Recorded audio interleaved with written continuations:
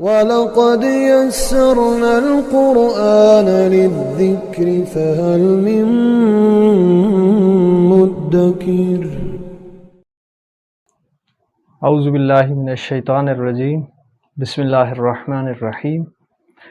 نحمدہ ونصلی علی رسولہ الکریم وعلی اہل بیتہ الطیبین الطاہرین۔ السلام علیکم ناظرین محترم۔ ایک اہم سوال جو آج کل جوان ہم سے پوچھتے ہیں کہ کیا بھائی ٹیٹوز جو ہیں وہ اسلام میں اور خاص طور پہ فقہ جعفریہ میں جو ہے بنوانا جائز ہے؟ مجتہدین کیا فرماتے ہیں ٹیٹوز کے بارے میں؟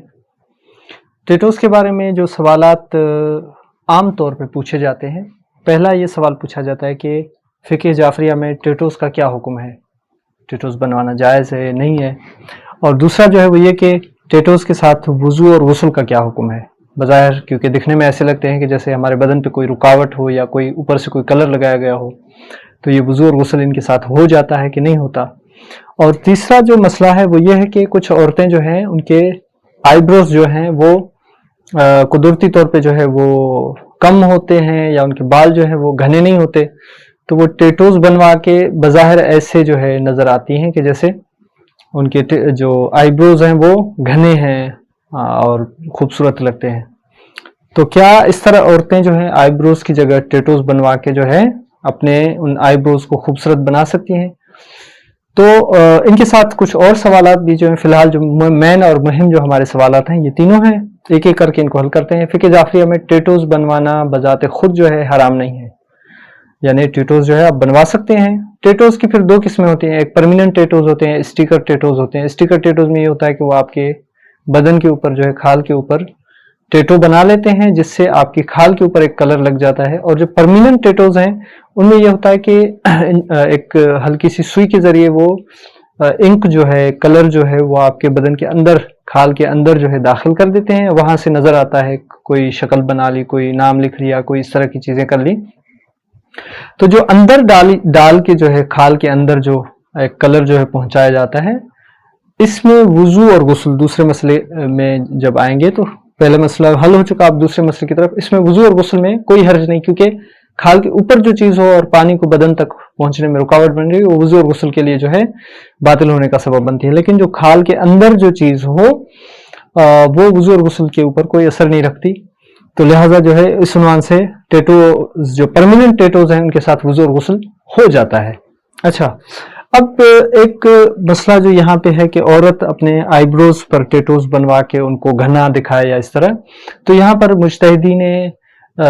عظام جو ہیں ہمارے جو مراجع تقلید ہیں وہ فرماتے ہیں کہ اگر وہ آئی بروز پہ مثال کے طور پہ یہاں سے کوئی ٹیٹو بنوا لیا اور وہ خوبصورت لگنے لگا، یعنی ایک جو نارمل جو انسان کے جو آئی بروز ہوتے ہیں ان سے ایک الگ دکھنے لگا، جس کی وجہ سے نامحرم کی اٹینشن جو ہے اس کی طرف اٹریکٹ ہو سکتی ہے، نامحرم اس کی طرف جو ہے اس خوبصورتی کی وجہ سے جو اٹریکٹ ہو سکتا ہے، تو پھر اس پر لازم ہے کہ اس کو پھر نامحرم سے چھپائے، کیونکہ پردہ جو ہے وہ شرعی جو حجاب ہے وہ یہ ہے کہ عورت جو وضو میں چہرہ دھویا جاتا ہے اتنا اس کو کھلا رکھ سکتی ہے اگر اس پہ میک اپ وغیرہ یا زینت نہ کی ہوئی ہو۔ اب یہ ٹیٹوز اگر زینت بن جاتا ہے، خوبصورتی میں جو ہے اضافہ کرتا ہے، ایک نارمل جو خوبصورتی ہوتی ہے اس سے بڑھ کر، تو ظاہر ہے پھر یہ ایک قسم کی زینت ہو جائے گی اور اس کو چھپانا جو ہے لازم ہے۔ قرآن کا بھی حکم یہی ہے اور مراجع عظام کے فتویٰ بھی اسی پر ہے۔ اچھا، پھر ایک مسئلہ یہ ہے کہ ٹیٹوز بنوانے کے بعد کچھ دن تک ٹیٹوز بنوانے والے ان ٹیٹوز بنوانے والوں کو کہتے ہیں کہ بھائی یہ بدن کا جو حصہ ہے جس پہ آپ نے ٹیٹوز بنوایا اس کو پانی آپ نے نہیں لگانا۔ تو اگر یہ اس طرح ہو کہ آپ کو منع کیا جائے کہ بھائی آپ نے اتنے دنوں تک پانی نہیں لگایا، تو ایک خاتون ہے جو جس نے ٹیٹوز بنوایا ہے وہ کوشش کرے ان دنوں میں ٹیٹوز بنوائے جب اس سے نماز معاف ہوتی ہے، یعنی مینسس کے دوران، تاکہ ٹیٹوز کا جو وہ مدت ہے وہ جس دن مدت میں پانی نہیں لگانا وہ بھی مسئلہ ان کا حل ہو جائے، تاکہ اس کو پانی نہ لگائیں، کیونکہ وضو اور غسل تو اس نے کرنا نہیں، حیض کی حالت میں جو ہے ویسے بھی نماز جو ہے ایک عورت سے معاف ہے، اور پھر ٹیٹوز کا جو دورانیہ ہے جس میں اس کو پانی نہیں لگانا وہ بھی گزر جائے گا۔ اور دوسرا مسئلہ ہے کہ عورت اگر ٹیٹوز بنوانا چاہتی ہے تو عورت سے ہی بنوا سکتی ہے، نامحرم مرد سے ٹیٹوز بنوانا جائز نہیں، کیونکہ وہ ظاہر ہے بدن کو ٹچ کرے گا، اور نامحرم کا بدن اس کے سامنے جو ہے بدن کھولنا یا اس کو ٹچ کرنے کی اجازت دینا یہ اسلام میں جائز نہیں ہے۔ اور ایک لڑکا ہے تو وہ لڑکوں سے ہی یعنی مردوں سے ہی جو ہے اب ٹیٹوز بنوائے، ایک خاتون سے نہیں بنوا سکتا۔ اور پھر ایک اور مسئلہ جو ٹیٹوز میں ہے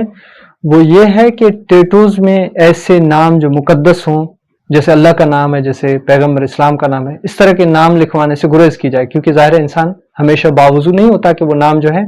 کیونکہ بدن جو ہے آپ جو ہے بغیر وضو کے جو ہے ایسے ناموں کو مس نہیں کر سکتے، تو آپ کے بدن پہ اگر وہ موجود ہو تو ایک بڑی مشکل ہو جائے گی۔ اور دوسرا یہ کہ انگریز جو لوگ ہیں وہ عجیب غریب قسم کے ایک گلیز جملے جو ہیں اپنے بدن پہ لکھوا لیتے ہیں، گالیاں لکھوا لیتے ہیں، کسی پہ لعنت لکھوا لیتے ہیں، ان سے بھی پرہیز کرنی چاہیے۔ اور دوسرا یہ کہ ایسی شکلیں جو مثال کے طور پہ کسی بت کی شکل، مثال کے طور پہ کسی غیر اسلامی جو شخصیت ہے ان کی شکل بنوا لی، یا ان کا نعرہ جو ہے، یا ان کا جو ہے ایک وہ ہوتا ہے، ایک کوئی علامت یا نشان ہوتا ہے، مثال کے طور پہ جیسے